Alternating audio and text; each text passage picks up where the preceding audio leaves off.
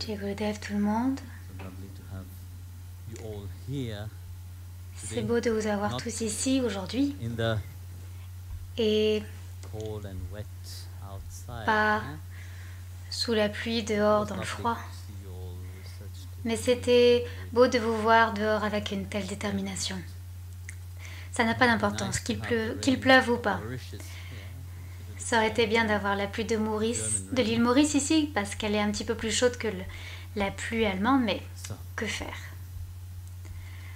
Donc,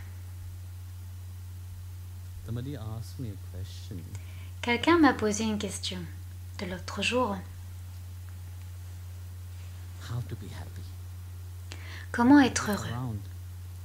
Et j'ai dit, regarde autour. Est-ce que vous voyez des gens malheureux ici? Oui, mais Guruji, ici tout le monde est heureux. Mais dès qu'on rentre à la maison, nous ne sommes plus heureux. Quel est le secret derrière? Qu'est-ce que nous devrions faire? Et j'ai répondu à la personne, apprenez à lâcher prise. Oui, s'il vous plaît, lâchez prise avec l'enfant. Merci. J'aime les bébés, mais quand ils pleuvent, j'aime pas trop. Donc, vous voyez, pour la recherche du bonheur, qu'avons-nous fait? Nous avons accumulé tellement de malheur. Nous faisons tout pour être heureux, mais le résultat, c'est que nous devenons de plus en plus malheureux. Et Krishna l'a dit joliment dans la Gita, tous les désirs vous rendront malheureux. Et même le désir d'être heureux vous rendra malheureux. Car lorsque vous désirez quelque chose, il y aura toujours l'opposé qui sera là. Si vous désirez le bonheur, vous devez accepter la tristesse. Le point, c'est que vous devez en arriver à cet état de lâcher prise. Nous sommes tellement dans notre propre malheur. Nous regardons notre malheur, nous méditons sur notre malheur et nous disons, oui, nous voulons être heureux. Et donc, tout ce que nous méditons, tout devient amplifié et énorme. Et est-ce que le bonheur peut en sortir? Non, parce que vous êtes toujours à méditer sur votre malheur et sur votre... qui n'est pas heureux. Il y a une belle et amusante histoire. Il y a une grand-mère qui est allée voir le docteur. Elle allait très bien et elle s'est dit, je vais aller faire un check-up avec le docteur. Et à son grand choc, le docteur lui a dit, grand-mère, vous avez un cancer. Et vous n'avez plus que 2 mois à vivre. Imaginez, vous allez très bien, vous allez chez le docteur et le docteur vous dit que vous n'avez plus que 2 mois à vivre. Quel serait votre état? Vous paniquez. Vous êtes troublé. C'est à partir de ce moment-là que vous vous suicidez en fait. Et donc, la grand-mère également était dans un état tellement terrible. Et bien sûr, dans un tel état, vous ne pouvez pas le garder pour vous-même. Quand vous êtes malheureux, vous n'aimez pas le partager avec tout le monde, oui ou non? Non, mais bien sûr que vous l'aimez. Vous aimez faire cela. Car être malheureux, comme je l'ai dit, c'est un grand, c'est une grande opportunité. Car lorsque vous êtes malheureux, tout le monde prend soin de vous. Lorsque vous êtes heureux, personne ne prend soin de vous. Avez-vous demandé à quelqu'un qui est heureux comment ça va aujourd'hui? La personne est heureuse. Pourquoi est-ce que je demande? Pourquoi demanderais-je si elle va bien?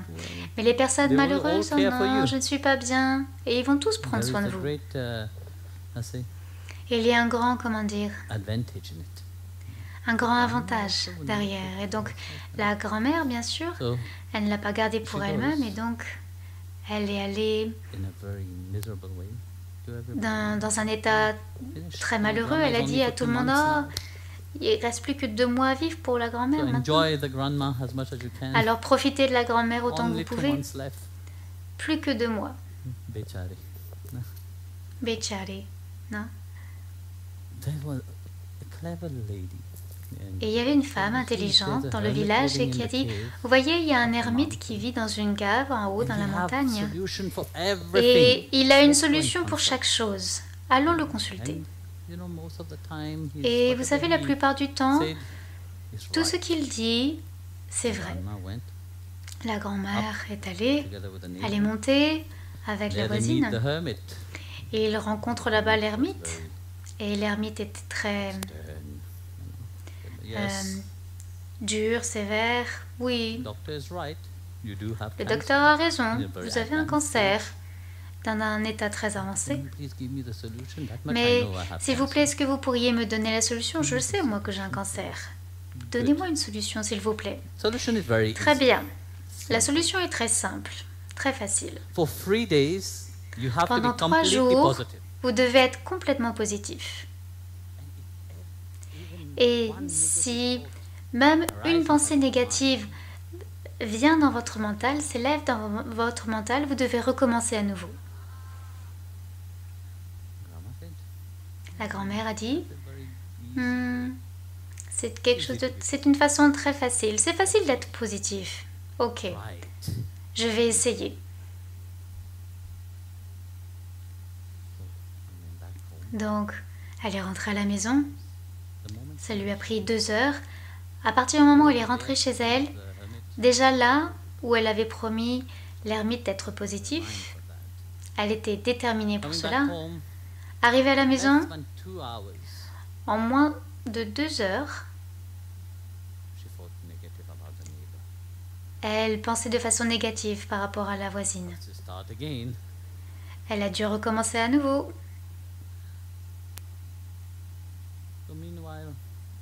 Et entre-temps, donc elle essayait. Et sa petite-fille est partie pour un long voyage. Elle n'a rien entendu par rapport à la grand-mère. Vous savez, pas de nouvelles, bonne nouvelle. Tout le monde m'a demandé comment va vous paraître, je ne sais pas. Je n'ai pas de nouvelles et donc tout va bien. Ça doit être bien, ça doit aller. Si j'entendais quelque chose, alors pas de nouvelles, bonne nouvelle. Et donc elle a fait un grand voyage et après 1 an, elle est rentrée. Elle a vu la grand-mère qui courait derrière un poulet et elle passait le balai et elle a dit grand-mère, tu es toujours ici? Tu as réussi à être positif. Tu as réussi à être positif pendant 3 jours. La grand-mère la regarde. Moi, je suis toujours en train d'essayer.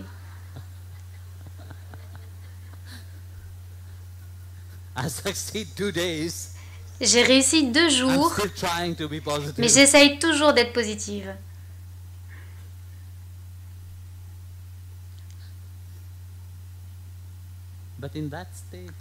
Mais dans cet état, vous voyez, elle a oublié sa maladie. Elle était concentrée sur le fait d'être positive et contente, heureuse. Et le bonheur et la joie s'éveillent naturellement. Et on est toujours ainsi, avec notre mental qui est concentré sur tellement de choses. Et pourtant, lorsque Guruji dit d'être heureux, on se dit, oh mon Dieu, comment est-ce que je peux être heureux? Mais je vais essayer d'être heureux. Être dévoué, ce n'est pas quelque chose de facile. Car cela vous demande beaucoup. Cela demande beaucoup de courage. D'être proche du gourou, c'est pareil. Cela demande beaucoup de courage d'être proche du gourou. Vous devez être prêt. Si vous n'êtes pas prêt, vous ne pouvez pas. Vous pouvez être un étudiant, Écouter les discours, être heureux, essayer de le pratiquer, c'est une chose. Mais d'être dévot, d'être un disciple, vous voyez, quand on est un étudiant, on n'a pas de relation. Mais sur le chemin de la bhakti, il s'agit toujours de la relation. Il y a beaucoup d'étudiants. Ils viennent et ils partent. Mais d'être un disciple, il doit y avoir une certaine relation. N'est-ce pas, Parvatiji?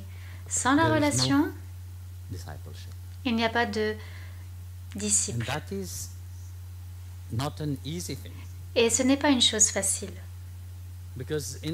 Car dans notre mental, on aime collecter la connaissance uniquement. On aime dire oui, je veux connaître ceci, je veux connaître cela. Vous voulez juste savoir, savoir et savoir. Mais le disciple, quelle est la différence entre un étudiant et un disciple? Le disciple se souvient toujours qu'ils ne savent rien, car apprendre, c'est tout le temps. Hier, je disais, non, on ne finit jamais d'apprendre. Et c'est la beauté d'un être humain. Quand on est un animal apprend jusqu'à ce qu'il arrive à la période d'adulte. Et une fois qu'il est adulte, il n'apprend plus. Ensuite, c'est l'instinct qui prend le dessus et il continue. Mais l'être humain, s'ils ne sont pas rouillés sur le chemin, ils continuent d'apprendre. Et vous voyez très souvent, notre fierté grandit et on dit que oui, on sait mieux que tout le monde. On pense que nous avons déjà atteint tout. Et nous disons, non, on n'a pas besoin d'apprendre de qui que ce soit, quoi que ce soit. Et quand vous arrivez à cet état, vous commencez à être rouillé. Avez-vous vu le fer? Rien ne peut détruire le fer, sauf une chose, sa propre rouille. Et cela arrive également quand c'est dans un côté statique. C'est là, juste posé. La paresse. Hier, on parlait de cela, non? Et alors, vous êtes rouillé. Et c'est là que vous invitez tous les troubles, toutes les inquiétudes dans votre vie. C'est là que vous avez invité tous les problèmes dans votre vie. Car vous devenez paresseux, vous ne voulez plus rien faire. Un dévot devrait toujours être engagé dans le service, à chaque instant. Le service ne veut pas dire que vous devez être dans un ashram, vous pouvez être dans le monde, à l'extérieur, à faire votre service. Faites votre travail, mais faites-le dans une attitude d'abandon. Faites-le dans une attitude où vous vous souvenez de Dieu dans tout ce que vous faites. Et vous ne vous autoriserez pas à être malheureux. Car vous savez que Bhagavan est avec vous, la grâce de Dieu est avec vous.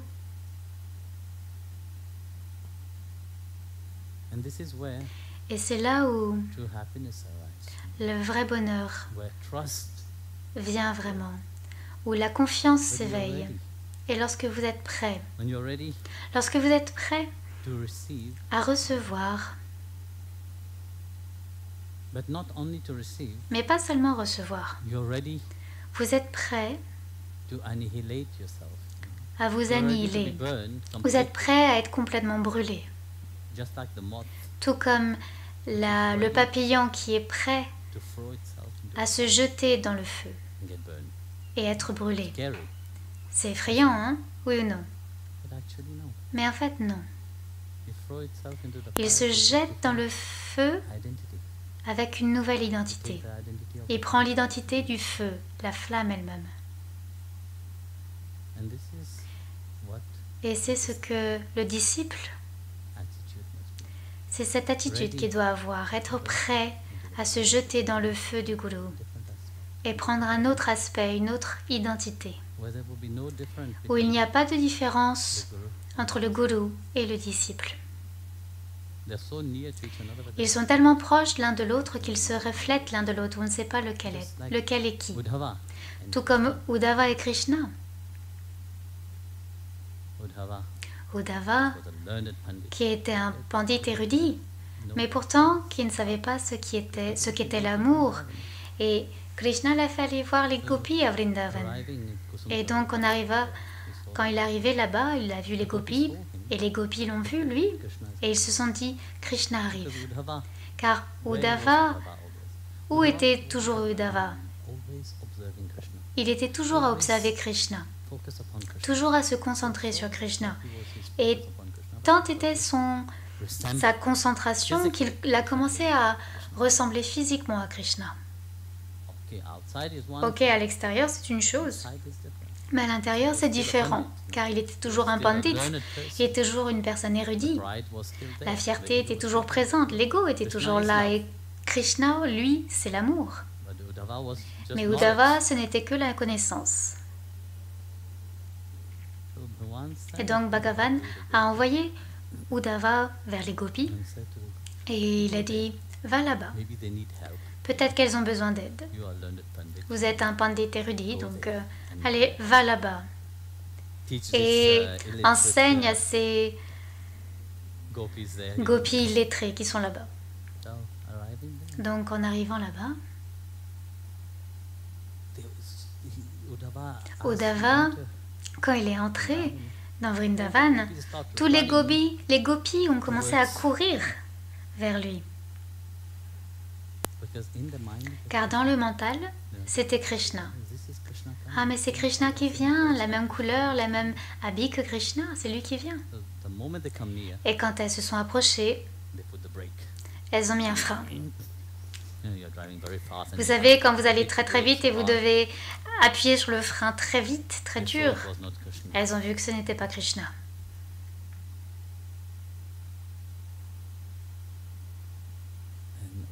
Et alors Uddhava a dit, Krishna m'a envoyé. Ah, où est-il? Eh bien, il est resté à Dwarka. Pourquoi est-ce qu'il n'est pas venu? Mais il est occupé, vous savez. Mais il m'a envoyé ici pour vous enseigner. Et les gopis ont dit, nous enseigner? Qu'est-ce qu'il veut? Qu'est-ce qu'il veut, ce rascal? Ce coyote. Et donc, Uddhava regardait et il disait, ces gens sont vraiment sauvages. Comment est-ce que je pourrais leur enseigner? Et ensuite, elles ont posé une question à Uddhava. Uddhava, ok, tu es venu nous enseigner. Très bien. Mais dis-nous une chose, on a également une question à te poser. Combien de mental as-tu? Uddhava a dit, hein? Bien. Mais ce mental, cet ami à toi, il l'a pris. Et avec quel mental à quel mental vas-tu enseigner? Notre mental est avec Krishna.